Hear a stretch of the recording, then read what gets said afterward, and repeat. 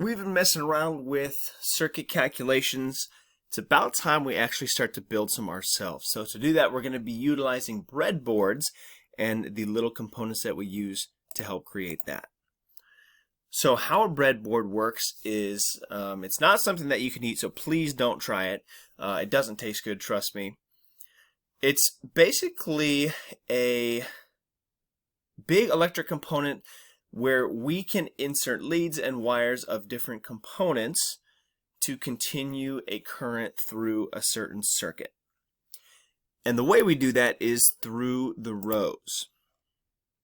So if we look at a breadboard, we see that there are tons and tons of rows, 1 through 30, and we see there's essentially the left side and the right side. Now what's important to think about is every junction that you see on a circuit diagram, in terms of a breadboard, is in the same row. So every time you see maybe a wire connected to a resistor, that represents having them in the same row to continue that current through. So if I plop something into 1A, that makes that row live. And so I can hook another wire from D to, I don't know, 5A, and that will transfer the current from row 1 to row 5.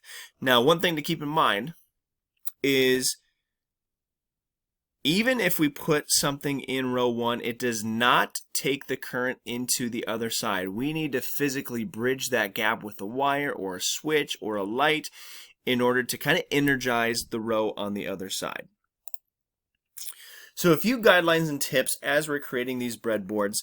They are pretty small, and it's really easy to go crazy on the wires. So what I highly recommend you do is keep the wires as short as you possibly can and try to do it in as few wires as you can. So notice how we don't have many wires connecting this way. They're pretty short compared to this gigantic wire that we have that's going all over the place. It's just going to help you out a lot more going forward.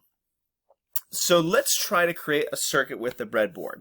So we have this circuit where we have our power source that goes to a push button switch, going to a resistor, going to an LED light, and then back into our voltage source. So the lights that we're going to be using, these little tiny LED bulbs, will only allow current to go in one direction. So if we flip the bulb, it's not going to flow, it's not going to light, and we are out of luck.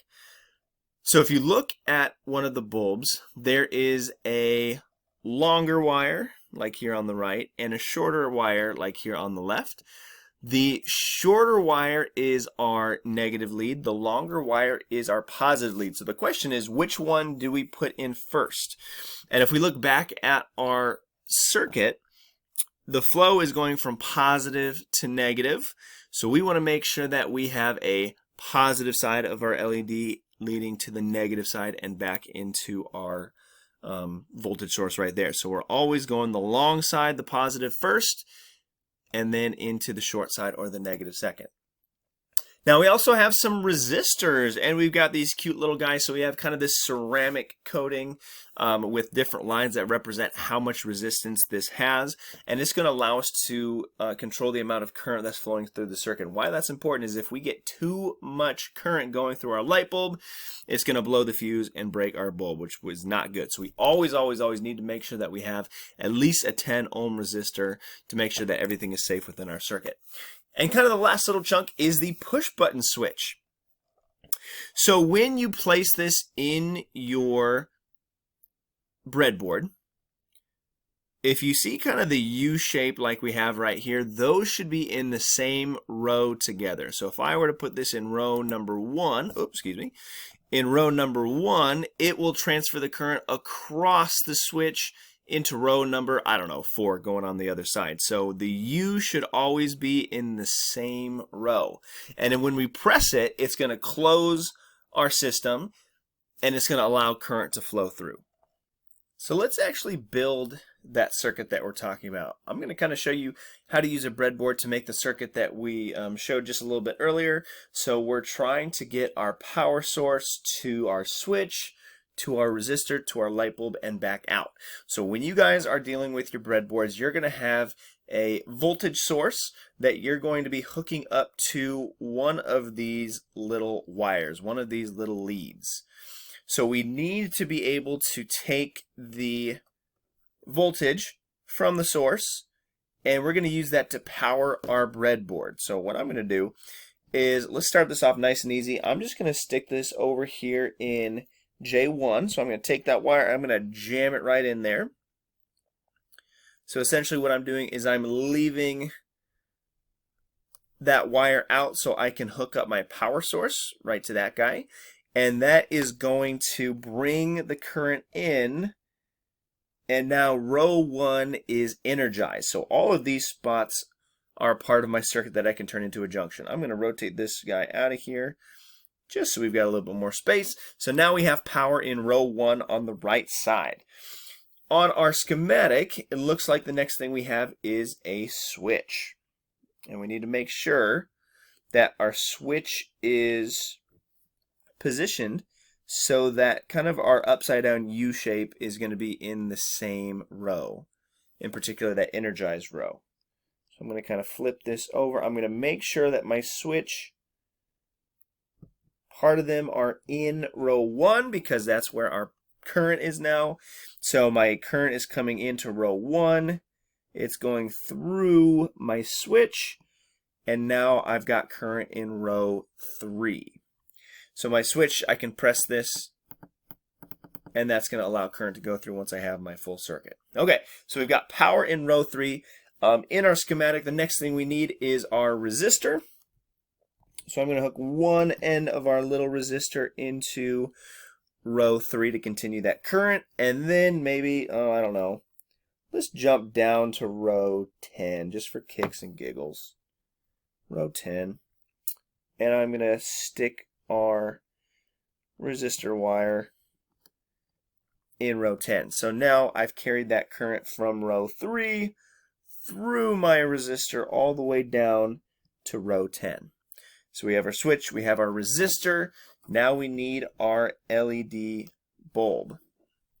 It's kind of hard to see, but if I look at my LED, I have a long end and I have a short end.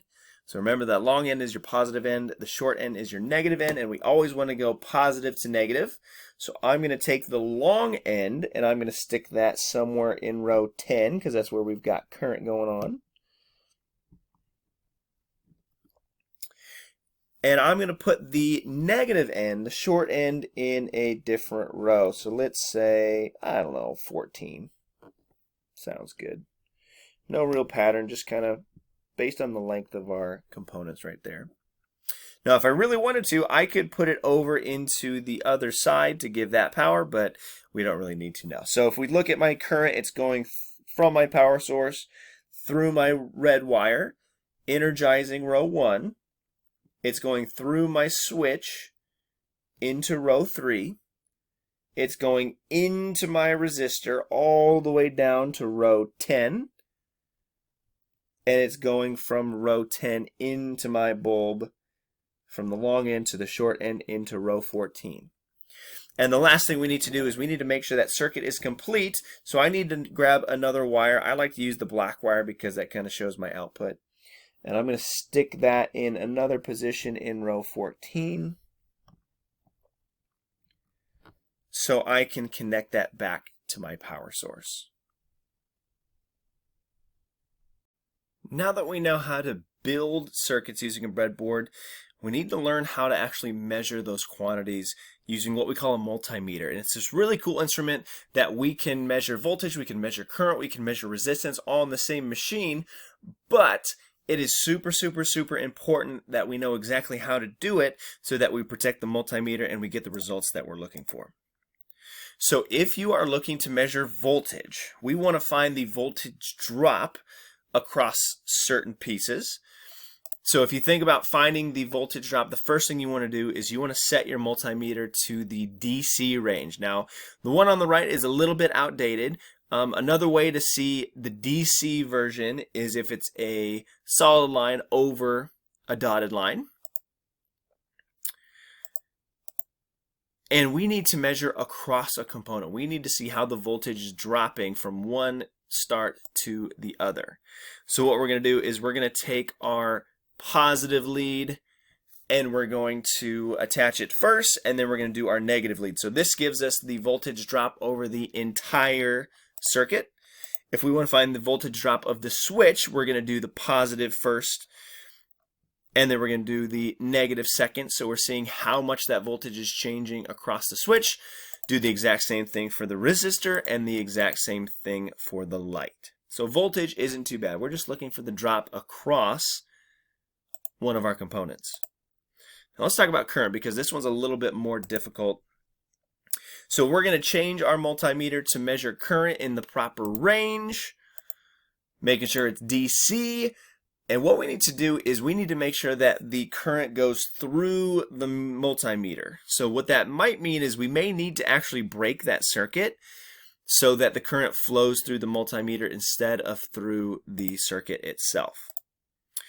So if I'm going to find the current between the switch and the resistor, I need to get rid of that wire, I need to break that circuit, and I need to attach my red lead, which is my positive lead. So my current will go through the switch, through the red lead, through my multimeter, and then back down through the black lead. That will give us the current. Now it's going to be super important that we have that resistor in there because it might blow my multimeter. So make sure that we're breaking that current and making sure that we have a resistor in there in order to do that. Now, last but not least is the resistance, and this is probably the easiest one.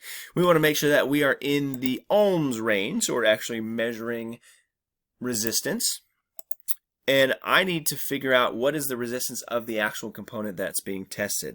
So I'm going to take my red lead, I'm going to take my black lead, I'm going to make sure that the power is off. I don't need power from my voltage source, my battery, to get the resistance, because my multimeter actually generates a little bit of current, and it's enough to figure out what the resistance is across that component.